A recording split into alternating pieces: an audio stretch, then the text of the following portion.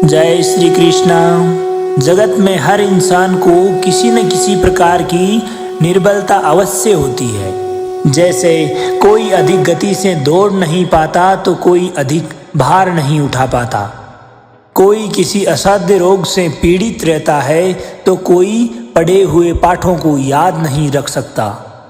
ऐसे अनेकों उदाहरण और भी हैं। तो क्या आप किसी ऐसे व्यक्ति को जानते हैं जिसे सब कुछ प्राप्त हो और हम जीवन की उस एक निर्बलता को जीवन का केंद्र मानकर जीते हैं? इस कारणवश हृदय में दुख और असंतोष ही रहता है सदा। निर्बलता मनुष्य को जन्म से अथवा किसी संजोग से प्राप्त होती है, परंतु उस निर्बलता को मनुष्य का मन अपनी मर्यादा बना लेता है। किंतु कुछ व्यक्ति ऐसे भी होते हैं जो अपने पुरुषार्थ और श्रम से उस निर्बलता को परास्त कर देते हैं। क्या भेद है उनमें और अन्य लोगों में? क्या आपने इसका कभी विचार किया है? बिल्कुल सरल सा उत्तर है इस प्रश्न का। जो व्यक्ति कभी निर्बलता से पराजित नहीं होता, जो पुरुषार्थ करने का साहस रखता है, वही मनुष्य निर्बलता को पार कर जाता है। अर्थात निर्बलता अवश्य ईश्वर देता है, किंतु मर्यादा मनुष्य का मन ही निर्मित करता है। स्वयं विचार कीजिएगा। भविष्य का दूसरा नाम है संघर्ष।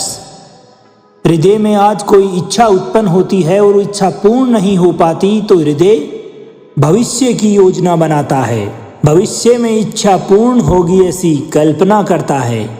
किंतु जीवन ना तो अतीत में है और ना ही भविष्य में। जीवन तो इसी क्षण का नाम है, अर्थात इसी क्षण का अनुभव ही जीवन का सच्चा अनुभव है। किंतु हम ये सब जानते हुए भी जीवन का ये इतना सा सत्य जान नहीं पाते। या तो हम अपने अतीत के बीते हुए पलों को घेर कर बैठे रहते हैं, या फिर आने वाले समय के लिए हम योजनाएं बनाते रहते हैं और जीवन बीत जाता है।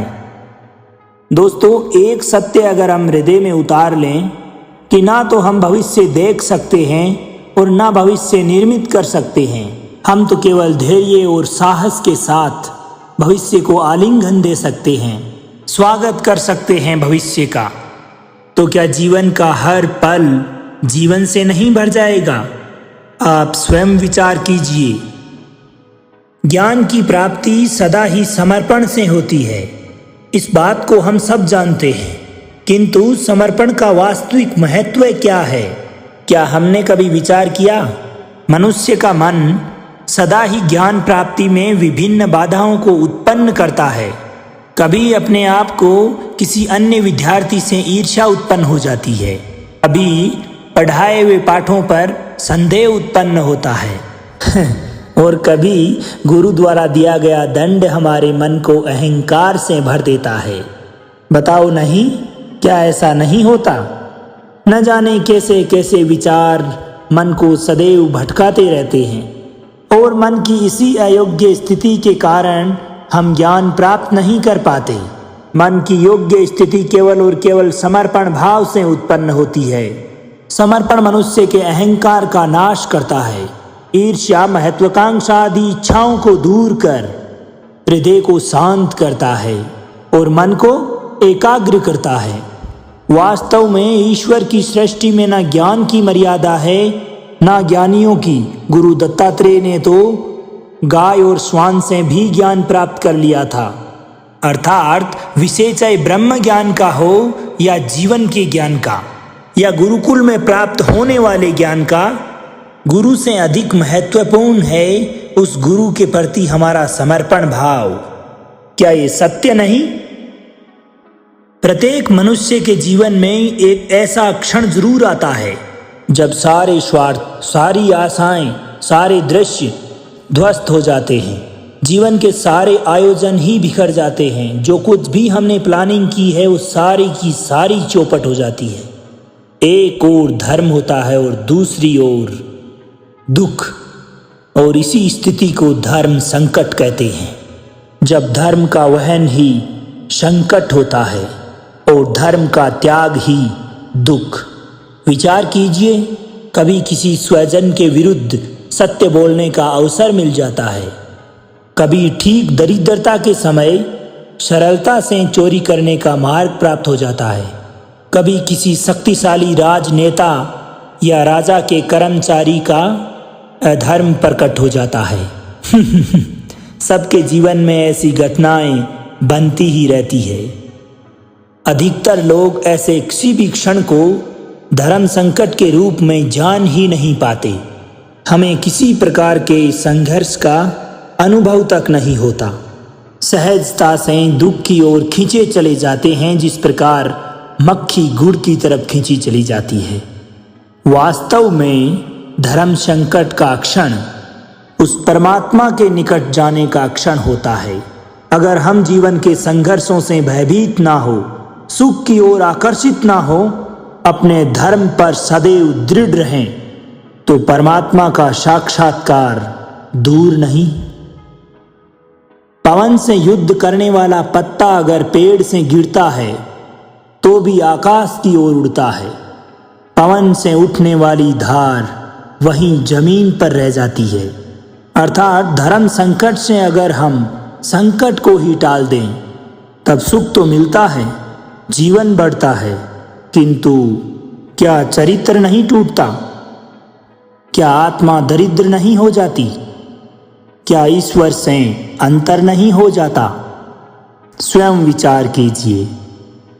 दो व्यक्ति अगर निकट आते हैं तो एक दूसरे के लिए सीमाएं और मर्यादाएं नियुक्त करने का प्रयास अवश्य करते हैं। हम अगर अपने सारे संबंधों पर विचार करें तो देखेंगे इन सारे संबंधों का आधार यही सीमाएं हैं जो हम निर्मित करते हैं। और अगर अनजाने में भी कोई अन्य व्यक्ति इन सीमाओं को तोड़ता है तो उसी क्षण हमारा हृदय क्रोध से भर जाता है। इन सीमाओं का वास्तविक रूप क्या है? क्या हमने इस पे कभी विचार किया? सीमाओं के द्वारा हम दूसरे व्यक्ति को निर्णय करने की अनुमति नहीं देते, बल्कि अपना निर्णय उस व्यक्ति पर थोपते हैं। अर्थात किसी की स्वतंत्रता का अस्वीकार करते हैं।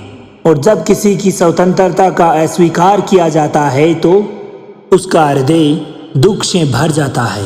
और ऐसी स्थिति में जब वह व्यक्ति सीमाओं को तोड़ता है उस स्थिति में हमारा हृदय क्रोध से भर जाता है। क्या ऐसा नहीं होता? किंतु अगर एक दूसरे की स्वतंत्रता का अगर सम्मान किया जाए तो किसी मर्यादाओं अथवा सीमाओं की आवश्यकता ही नहीं होती। अर्थात जिस प्रकार स्वीकार किसी संबंध का ध्येय है, तो क्या वैसे ही स्वतंत्रता किसी संबंध की आत्मा नहीं हो सकती? स्वयं विचार कीजिए। सबके जीवन में ऐसी स्थिति अवश्य आती है जिस वक्त सत्य कहने की इच्छा होती है, किंतु मुख से सत्य निकल नहीं पाता। कोई न कोई भय मन को घेर लेता है। किसी भी घटना अथवा प्रसंग के बारे में बात करना या फिर स्वयं के द्वारा कोई भूल हो जाए उसके बारे में बोलना, क्या ये सत्य है? नहीं, ये तो केवल तथ्य है। अर्थात जैसा हुआ था वैसा केवल बोल देना सामान्य सी बात है, किंतु कभी कभी उस तथ्य को बोलते हुए भी भय लगता है। कदाचित किसी दूसरे की भावनाओं का विचार आता है मन में। आपके कुछ कहे जाने से दूसरे को भय होगा, ये विचार भी आपके शब्दों को निकलने से रोकता है। तो ये सत्य क्या है? क्या हमने इस पर कभी विचार किया है? जब भय रहते हुए भी कोई व्यक्ति तथ्य बोलता है तो वो सत्य कहलाता है। वास्तविकता में अगर देखा जाए तो सत्य कुछ और नहीं बल्कि निर्भयता का एक दूसरा नाम है। और निर्भय होने का कोई समय नहीं होता, क्योंकि निर्भयता हमारी आत्मा का स्वभाव है। अर्थात क्या प्रत्येक क्षण सत्य बोलने का समय नहीं होता? स्वयं विचार कीजिए।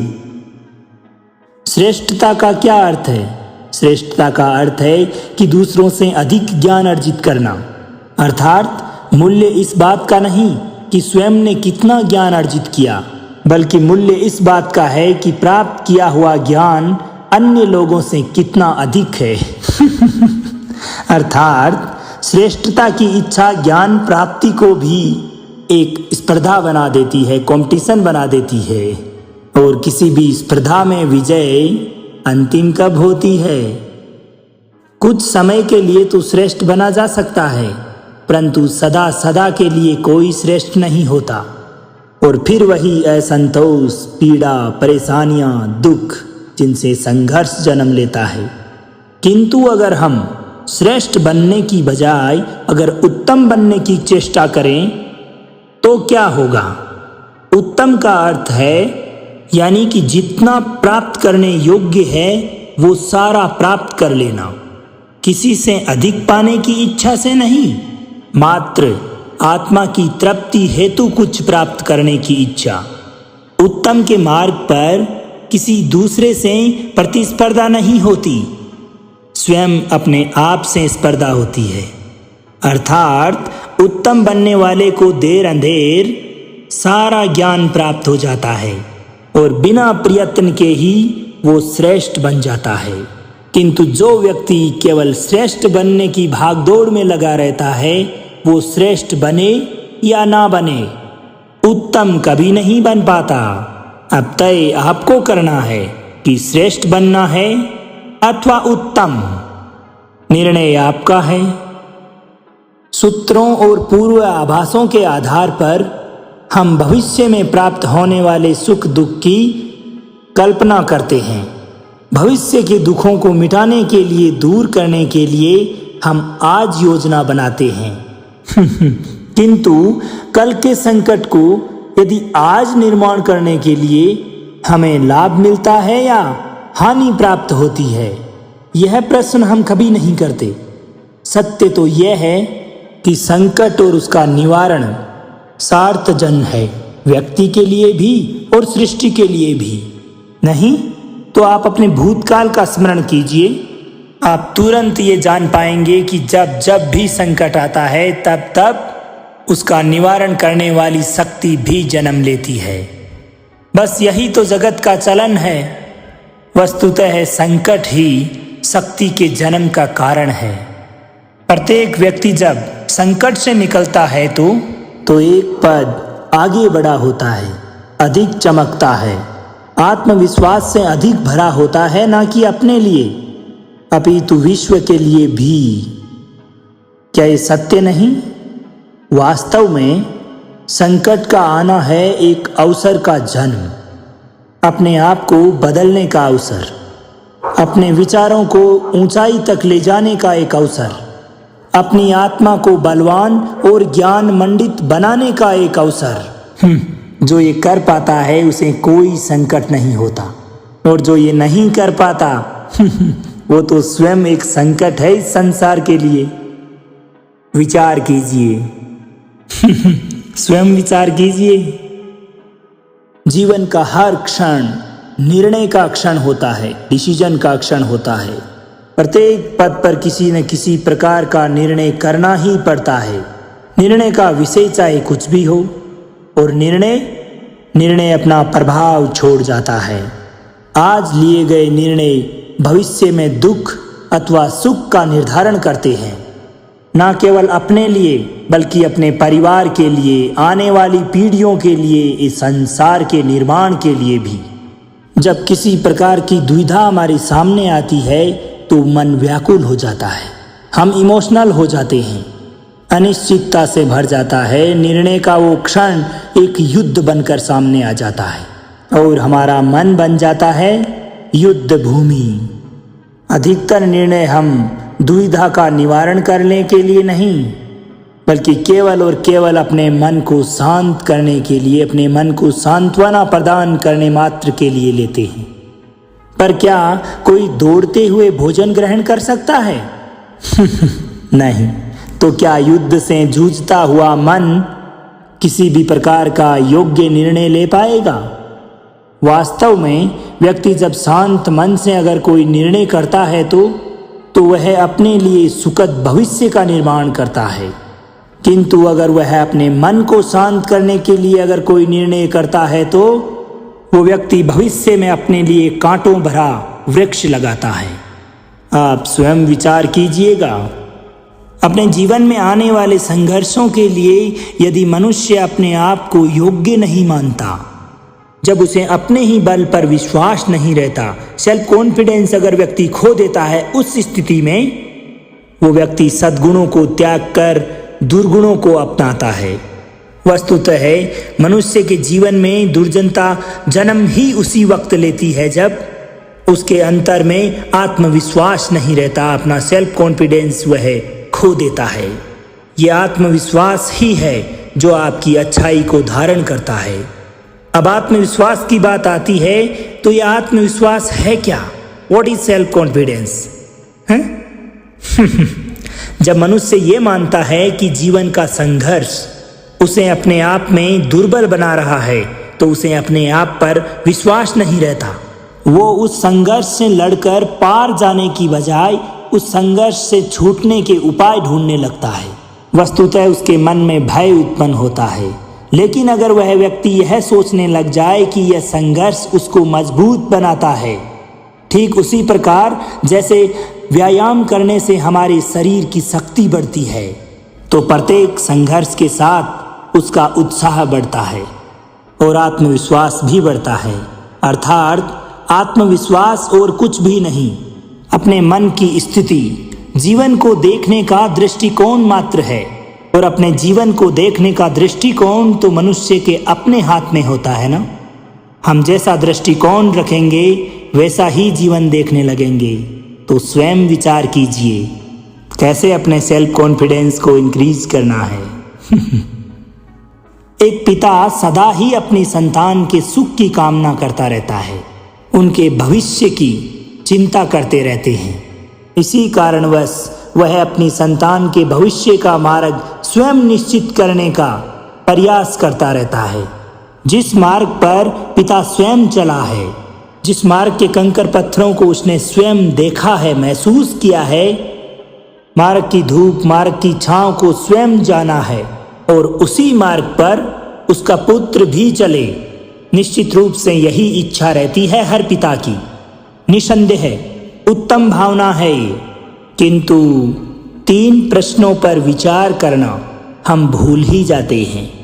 कौन से 3 प्रश्न? प्रथम प्रश्न, क्या समय के साथ प्रत्येक मार्ग बदल नहीं जाते? क्या समय सदा ही नई चुनौतियों को लेकर नहीं आता? तो फिर बीते हुए समय के अनुभव आप नई पीढ़ी को किस प्रकार दे सकते हैं? दूसरा प्रश्न, क्या प्रत्येक संतान अपने माता पिता की छवि होता है? जी हाँ, संतानों को संस्कार तो अवश्य माता पिता प्रदान करते हैं, किंतु भीतर की क्षमता तो ईश्वर देते हैं। तो जिस मार्ग पर पिता को सफलता मिली है, विश्वास है कि उसी मार्ग पर उसकी संतानों को सफलता और सुख की प्राप्ति होगी। तीसरा प्रश्न, क्या जीवन के संघर्ष और चुनौतियां लाभकारी सिद्ध नहीं होती? क्या प्रत्येक नया प्रश्न एक नए उत्तर का द्वार नहीं खोलता?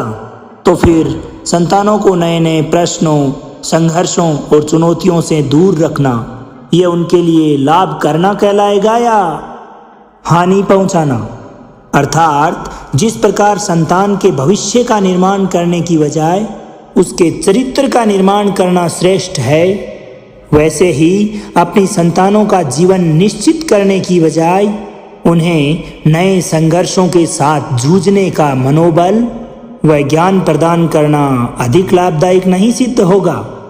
स्वयं विचार कीजिए, मनुष्य की सबसे बड़ी दुर्बलता क्या होती है? सोचिए, धन, प्रेम, अहंकार। मनुष्य की सबसे बड़ी दुर्बलता होती है उसके रहस्य, उसके जीवन के सीक्रेट्स। चाहे आप कितने ही शक्तिशाली क्यों न हो, कितने ही प्रबल क्यों न हो, परंतु उसके रहस्य उसके नाश की चाबी होती है। इसलिए जीवन में अगर प्रबल रहना है, शक्तिशाली रहना है, सामर्थ्यवान रहना है, तो अपने रहस्यों को किसी के साथ भी साझा ना करें, किसी को भी ना बताएं, ना ही मित्र को और ना शत्रु को, क्योंकि समय बदलते समय नहीं लगता, तो कब कौन मित्र शत्रु हो जाए इसका कोई अंदाजा नहीं लगाया जा सकता। विभीषण को रावण के अमृत कुंड का ज्ञात था, यानी कि विभीषण को ये पता था कि रावण की नाभि में अमृत कुंड है और उस अमृत कुंड पे अगर प्रहार किया जाए तो रावण को अवश्य मारा जा सकता है। और यही बात वो प्रभु राम के साथ साझा करते हैं और भगवान श्री राम इसी वजह से रावण का वध करने में सक्षम हो पाते हैं। इसलिए उचित यही है कि आप अपने रहस्य को स्वयं तक ही सीमित रखें। मनुष्य जीवन की परीक्षा में सफल होने के लिए क्या कुछ नहीं करता, वह परिश्रम करता है, दौड़ भाग करता है, और ये सब करने के बाद भी अगर उसकी बात ना बने तो फिर वो नकल करता है ना। तनिक लौटिए अपने बचपन में और स्मरण कीजिए अपने बचपन की स्मृतियों का। क्या स्मरण हुआ? विद्यालय में जब आप परीक्षा देने जाते थे तो क्या घटित होता था, याद कीजिए। आप ना सही परंतु कोई न कोई सफलता हासिल करने के लिए नकल अवश्य करता था और उत्तीर्ण भी हो जाता था, है ना। परंतु जीवन की परीक्षा ऐसी नहीं होती, इसमें नकल करने वाला सफल नहीं होता। कारण यह कि विद्यालय में सभी के प्रश्न पत्र एक समान होते थे, किंतु जीवन के प्रश्न पत्र और उनकी कठिनाई सबके लिए भिन्न भिन्न होती है, तो निश्चित रूप से उनके उत्तर भी भिन्न होंगे ना। इसलिए अगर आपको जीवन में सफलता प्राप्त करनी है तो नकल मत कीजिए, स्वयं के प्रश्नों का उत्तर स्वयं ढूंढिए और सफलता आपकी ही होगी। मनुष्य का जीवन हार और जीत, विजय और पराजय, सफलता और असफलता के मध्य झूलता रहता है। आपके साथ में भी ऐसा होता होगा, है ना। जब आप सफल होते हैं, किसी चुनौती पर विजय पाते हैं, कोई चैलेंज आपने एक्सेप्ट किया और उस पे आपने विजय हासिल की, तो आपका मन स्वतः ही प्रसन्नता से गदगद हो उठता है ना। आनंद के उपवन में झूमने लगता है। और इसी के विपरीत अगर आप अपने चैलेंज को पूरा करने में असफल होते हैं या मिली हुई चुनौतियों को पूरा नहीं कर पाते, तब वही मन दुख और पीड़ा के सागर में डूबने लगता है। ऐसा ही होता है ना। परंतु देखा जाए तो वास्तविकता में सफलता और असफलता है क्या? तनिक ध्यान से सोचिए, यह केवल हमारी मन स्थिति मात्र है। ध्यान देना इस बात पर कि हमारी पराजय उस वक्त नहीं होती जिस वक्त हमारा शत्रु हमारे पे विजय हासिल करता है। हमारी पराजय उस वक्त होती है जब हम पराजय स्वीकार कर लेते हैं। हम अपने जीवन में असफल उस वक्त नहीं होते जिस वक्त हम अपने लक्ष्य को प्राप्त नहीं कर लेते, बल्कि हम असली असफल उस वक्त होते हैं जब हम अपने लक्ष्य के लिए प्रयास करना बंद कर देते हैं। इसलिए सदैव प्रयासरत रहिए, प्रयास करते रहिए, कभी हार ना माने। आपका लक्ष्य आपके कदम चूमेगा, इसमें कोई संदेह नहीं। क्योंकि जिस दिन आप हार को स्वीकारना बंद कर देंगे, जीत आपके चरणों में होगी। आप सबने बरगद के वृक्ष को तो देखा ही होगा। क्या आपको ज्ञात है बरगद के वृक्ष के बीज का आकार राई से भी छोटा होता है, परंतु फिर भी बरगद का वृक्ष संसार के महाकाय वृक्षों में गिना जाता है। जब उसका जन्म होता है तब उसमें वो जटाएं, वो शाखाएं नहीं होती, परंतु जैसे जैसे उसका विस्तार होता है, वह जैसे जैसे अधिक शाखाओं का भार उठाने लगता है और अधिक पत्तियों का सृजन करता है, उसकी शाखाएं जटाएं बनकर जड़ तक पहुंचती है और उस वृक्ष को सहारा प्रदान करती है। यह जीवन का बहुत महत्वपूर्ण मार्ग है। बिना किसी लोभ लालच के शुभ कार्य करें, अन्य निर्बल लोगों की सहायता करें। धीरे धीरे आपने जिन जिन निर्बलों की सहायता की है, वही लोग आपके सहायक बनते जाएंगे। आपकी जड़ों को और अधिक बलशाली बनाएंगे, आयु मान और आकार बढ़ाएंगे। सहजीवन, सहायता और निष्काम आपको मृत्यु के पश्चात भी मरने नहीं देगा, बल्कि आपको हमेशा हमेशा के लिए अमर बना देगा। दोस्तों, हमारा शरीर प्रकृति का एक महान आविष्कार है। इससे जटिल संरचना इस संसार में और कोई दूसरी नहीं। हमारा शरीर जितना जटिल है, यदि इसको ठीक से जाना जाए तो इससे अधिक सरल ज्ञान देने वाला और कोई नहीं है।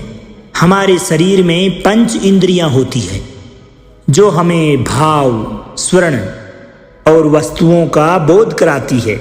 हमारे पास आँखें, नाक है, स्पर्श करने के लिए त्वचा है, श्रवण हेतु कान है और जिह्वा है। इन सभी का भिन्न भिन्न कार्य है। आँखों से देखना, कानों से सुनना, नथनों से श्वास लेना, त्वचा से स्पर्श करना और जिह्वा से स्वाद लेना। परंतु क्या आपने ऐसा कभी सोचा कि प्रकृति ने हमें 2 आँखें दी, 2 नथनें दी, 2 कान दिए, स्पर्श के लिए ये पूरा शरीर दिया, परंतु जिह्वा केवल 1 दी। ऐसा क्यों? क्योंकि प्रकृति चाहती है कि हम देखें अधिक, सुने अधिक और ज्ञान अधिक अर्जित करें, परंतु बोलें कम।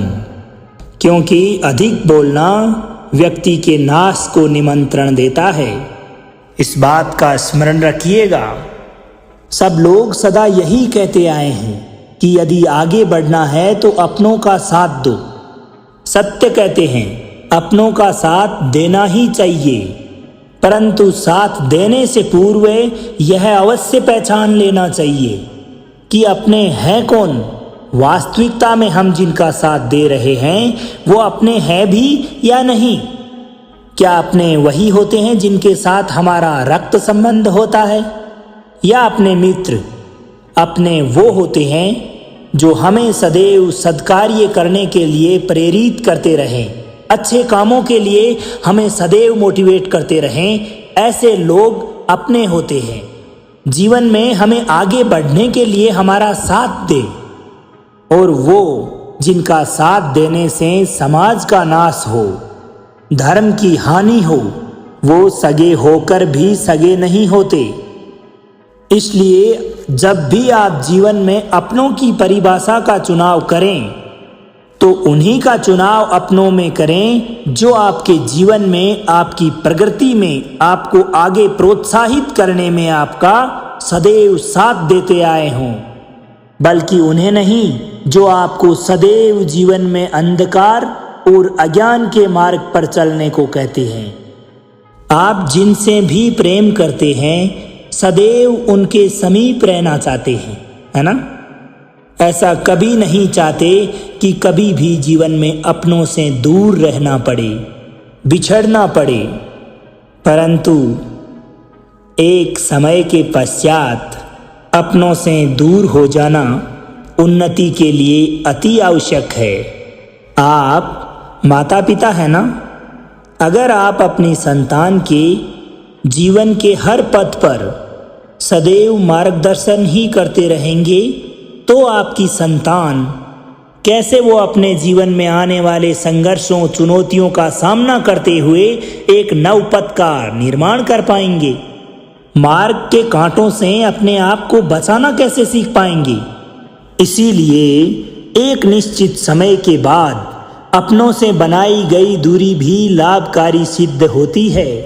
इसलिए सदैव अपनी संतान को इसी प्रकार से मोटिवेट करते रहें, इसी प्रकार का ज्ञान दें कि वह आपके द्वारा दिए गए संस्कारों पर चलते हुए अपने जीवन में आने वाली तमाम समस्याओं का स्वयं सामना करें और अपना मार्ग स्वयं चुनें। ऐसा करना ही आपकी संतान के लिए हमेशा लाभदायक रहता है। तो चलिए आज मैं आप सबको एक कथा सुनाता हूँ। एक दिन प्रातः सुबह जल्दी जल्दी एक व्यापारी अपने घर से निकला। घर से निकलते ही एक बिल्ली ने उस व्यापारी का मार्ग काट दिया। व्यापारी घबरा गया वह फिर से अपने घर लौट गया और शुभ घड़ी की प्रतीक्षा करने लगा। और कुछ समय पश्चात जब वह पुनः अपने घर से निकला, वो वाहन जा चुका था जिसमें बैठकर उस व्यापारी को राजा तक पहुंचकर कोई उपहार भेंट करना था। अब राजा को भेंट नहीं मिली और राजा क्रोधित हो गया। राजा ने उस व्यापारी का व्यापार बंद करवा दिया। इस कारण वह व्यापारी क्रोधित होकर अपने घर पर अपनी पत्नी से ही लड़ बैठा। इस घटना के पश्चात पत्नी अपने बच्चों समेत अपने मायके वापस चली गई और अब उस व्यापारी के जीवन में अगर कुछ रह गया था तो वो सिर्फ और सिर्फ अंधकार। और इस सारी घटना का कारण वह हमेशा उस बिल्ली को मानता रहा जिसने कि उसके घर से निकलते ही रास्ता काटा था।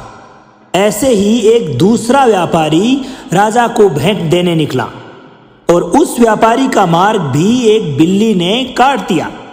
एक बार के लिए वह व्यापारी तनिक घबराया, लेकिन फिर उसने आगे बढ़ना उचित समझा। आगे बढ़ा और राजा तक वह उचित समय पर पहुंचकर राजा को भेंट दिया। राजा प्रसन्न हुआ और राजा ने व्यापारी को अपना व्यापार और अधिक बढ़ाने की अनुमति दे दी। कई स्वर्ण आभूषण दिए। अब जब वो व्यापारी वापस लौटकर अपने घर पहुंचा तो पत्नी को देने के लिए आभूषण और बच्चों के लिए उसके पास वस्त्र थे। हर ओर प्रसन्नता थी। समझ रहे हैं ना आप? दोनों के साथ एक ही प्रकार की घटना घटित हुई, बिल्ली का मार्ग काटना। लेकिन एक ही घटना में दोनों की प्रतिक्रिया भिन्न भिन्न थी। तो दोस्तों, ऐसा ही हमारा जीवन भी है। हमारे जीवन में प्रारब्ध का अपना स्थान है, परंतु उससे भी कई अधिक महत्वपूर्ण है हमारी की गई प्रतिक्रिया, हमारी सोच का प्रभाव, क्योंकि यही हमारे जीवन को आकार प्रदान करते हैं। इसलिए अपनी सोच को सदैव सकारात्मक रखिए। आपका जीवन सदैव आनंदमय हो जाएगा। हम सभी मनुष्य अपने जीवन में सदैव कोई न कोई कार्य करते रहते हैं।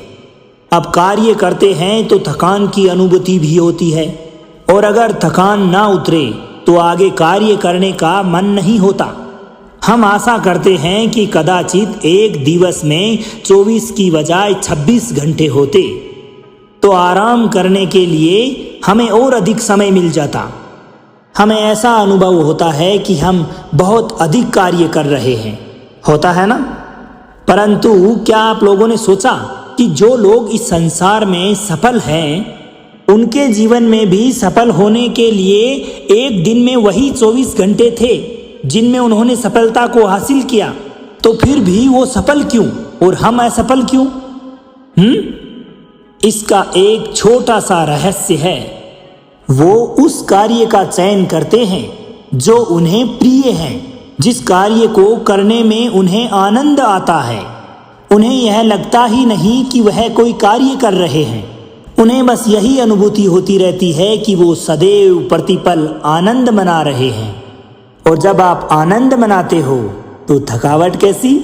इसलिए यदि आप जीवन में कोई भी कार्य करें तो वो आपके मन को भाना चाहिए, अथवा आप जो भी कार्य कर रहे हैं उसको आपके मन को भा जाने दो, और फिर देखो सफलता आपको मिलेगी। कभी सोचा है हमारे जीवन के बारे में? हमारा जीवन भी उस रेत के घड़े के समान है। जो रेत नीचे गिर चुकी है वो हमारा अतीत है, जो अब भी ऊपर है वह हमारा आने वाला भविष्य है, और वर्तमान यह संकुचित स्थल है जहां से धीरे धीरे करके रेत गिर रही है। अर्थात हमारे पास जीने के लिए बस यही एक क्षण है। अब उस क्षण का उपयोग किस प्रकार करना है यह हम पर निर्भर करता है। जो बीत चुका है उसका दुख मनाना है, या जो कुछ भी भविष्य में होने वाला है उसके लिए क्रोधित होना है। सब कुछ करने के लिए बस यही एक क्षण है। और अगर जीवन में प्रसन्न रहना है तो उसके लिए भी बस यही एक क्षण है। और इसी प्रकार प्रतीक्षा करते रहोगे तो यह क्षण भी एक दिन भूतकाल में बदल जाएगा इसलिए सदैव आनंद के लिए, परोपकार के लिए प्रतीक्षा ना कीजिए। आपके पास जो पल है उनका भरपूर सदुपयोग कीजिए, क्योंकि इस घड़ी को पलटकर आप समय अवश्य गिन सकते हैं, परंतु अपना बीता हुआ समय आप वापस नहीं लौटा पाएंगे। मनुष्य भी बड़ा विचित्र प्राणी है। अपने से नीचे के स्तर के लोगों को वह सदैव है दृष्टि से देखता है मतलब निम्न दृष्टि से। उनका सदैव उपहास उड़ाता है, मजाक करता रहता है उनकी। उन्हें बार बार कहता है कि तुम्हारा कुछ नहीं हो सकता, तुम भविष्य में कुछ नहीं कर पाओगे। जब मनुष्य के पास धन संपत्ति मान सम्मान होता है तो वह दूसरों का सम्मान नहीं करता, परंतु उस समय वह एक बात भूल जाता है कि उससे भी अधिक शक्तिशाली कोई और भी अस्तित्व में है, और वो है समय। Time is the most powerful in the world. Time, समय, काल की बराबरी कोई नहीं कर सकता। काल अपना चक्र कब बदलेगा यह कोई नहीं जानता। समय अपनी करवट कब लेगा यह कोई नहीं जानता। दोस्तों, कोयला भी समय के साथ साथ हीरे में परिवर्तित हो जाता है। इसलिए जीवन में कभी भी कैसे भी हालात में किसी का उपहास नहीं उड़ाना चाहिए। क्या पता काल कौन सा करवट बदले और आज हम जिनका उपहास उड़ा रहे हैं कल उन्हीं के उपहास का पात्र बन जाएं। कर्म, अभिमान और अहंकार ये तीनों सुनने में एक जैसे लगते हैं, परंतु तीनों का अर्थ भिन्न होता है और परिणाम भी। इन तीनों का ही प्रारंभ प्रेम से होता है, स्वयं से प्रेम। पर ये सब हमारे मन में गर्व को जन्म देता है और सफलता अभिमान जगाती है। यहाँ तक ठीक है, परंतु जब ये भावना अहंकार बन जाती है तब वह एक समस्या बन जाती है, क्योंकि सबसे बुरा अंत एक अहंकारी का ही होता है। परंतु मनुष्य के लिए पहेली यही है कि यह पहचान कैसे की जाए कि अभी अहंकार जग गया है और उसका दमन आवश्यक हो गया है। इसका उत्तर मैं नहीं, आपका मन देगा। जब तक आप स्वयं से प्रसन्न हैं, जब से आप अपने आप से ऊपर उठने का प्रयास कर रहे हैं, तब तक ठीक है।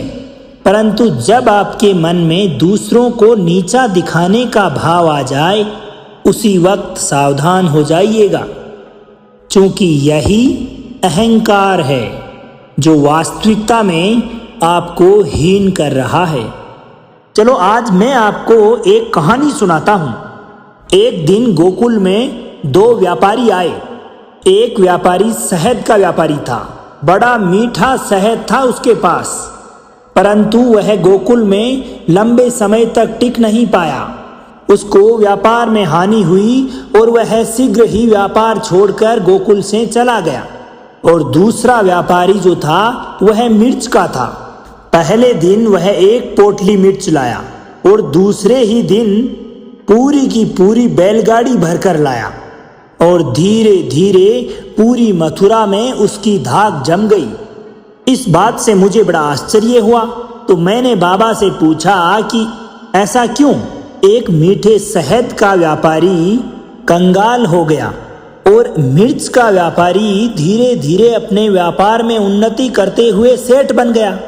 बाबा मुस्कुराए और धीरे से जवाब दिया कि मीठी जुबान से तीखी मिर्च बेचने वाले की भी मिर्च बिक जाती है, और जो कड़वी बोली बोलता है उसका मीठा शहद भी नहीं बिकता। वाह, कितने उत्तम विचार है उनके।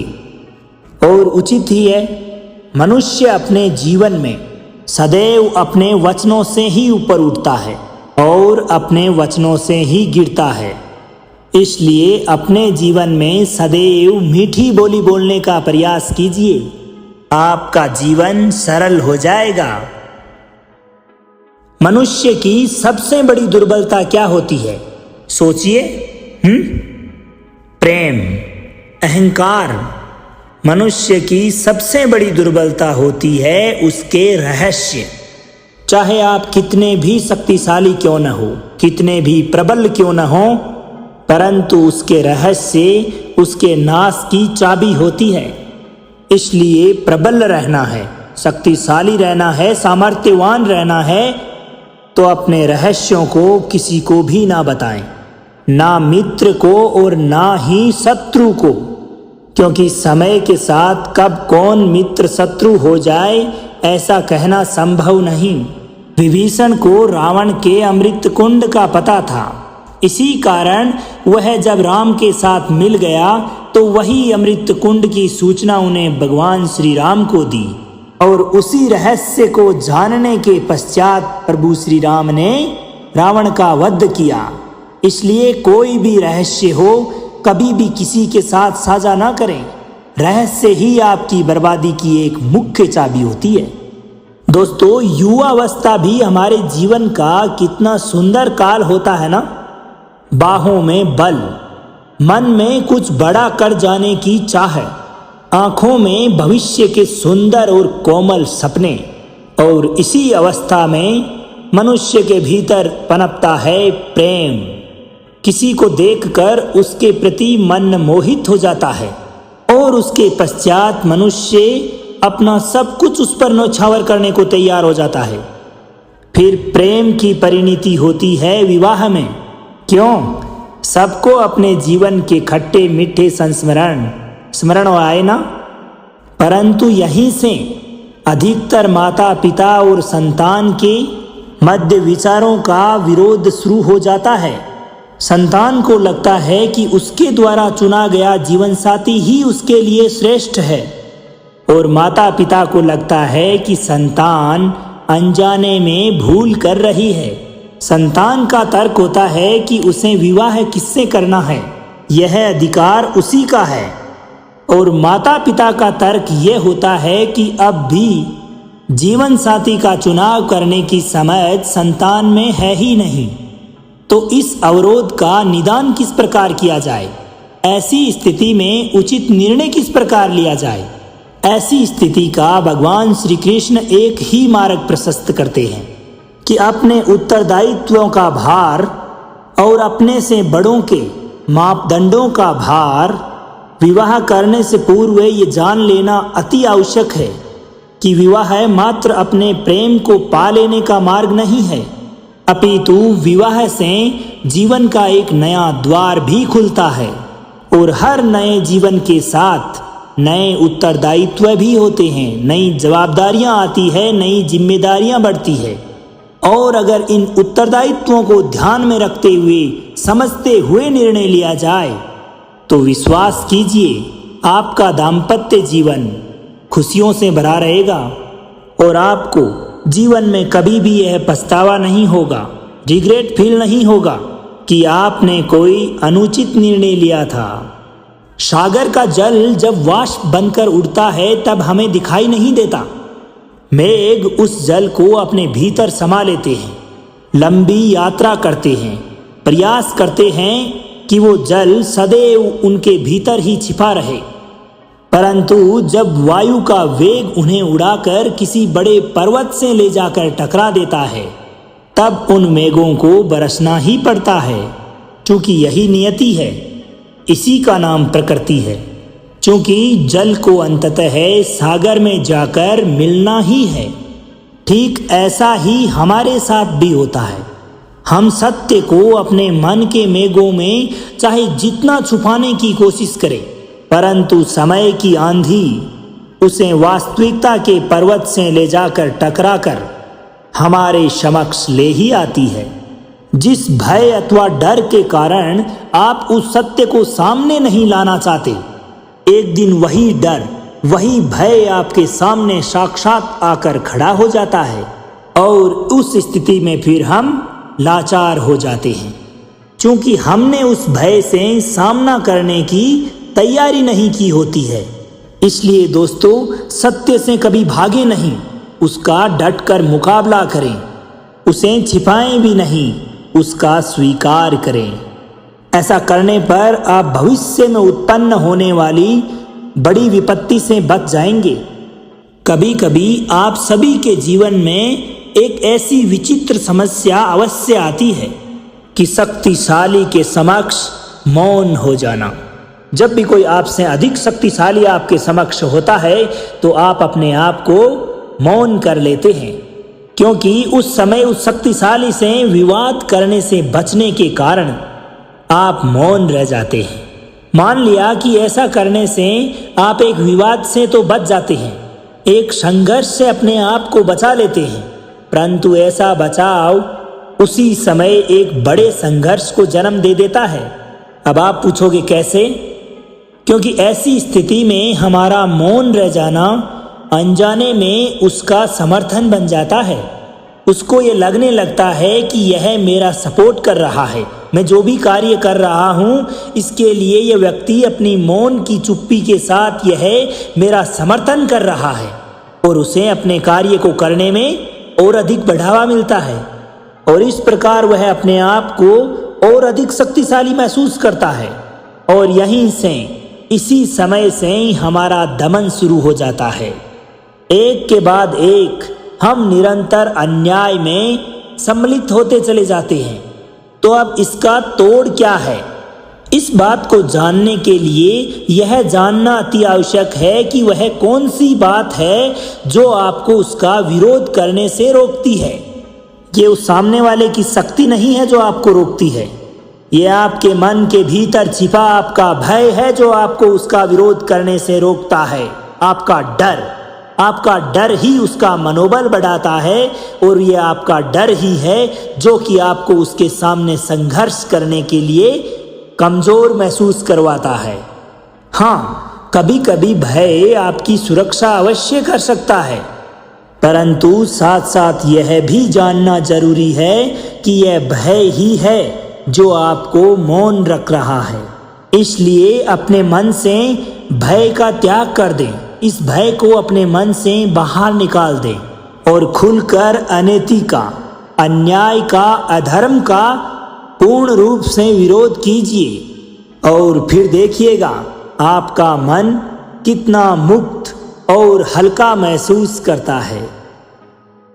तो दोस्तों, ये थे भगवान श्री कृष्ण के श्रीमुख से निकले हुए वो अनमोल रतन जो कि आप तक पहुँचे हैं। आप बड़े भाग्यशाली हैं जो आपने भगवान श्री कृष्ण के ये अनमोल अपने जीवन में सुने हैं, और इनको अगर आप अपने जीवन में अपनाते हैं, इनका निरंतर अभ्यास करते हैं और अपने जीवन में लागू करते हैं, तो ऐसी कोई भी वस्तु अथवा कोई भी ऐसा लक्ष्य नहीं जिसको कि आप प्राप्त ना कर सकें। तो दोस्तों, अब अपने मित्र सांवर चौधरी को आज्ञा दीजिए। मिलते हैं ऐसे ही किसी और ज्ञानवर्धक वीडियो के साथ। तब तक के लिए खुश रहिए, हंसते रहिए, मुस्कुराते रहिए, जीवन में आगे बढ़ते रहिए, और प्रेम से बोलिए श्री राधे राधे।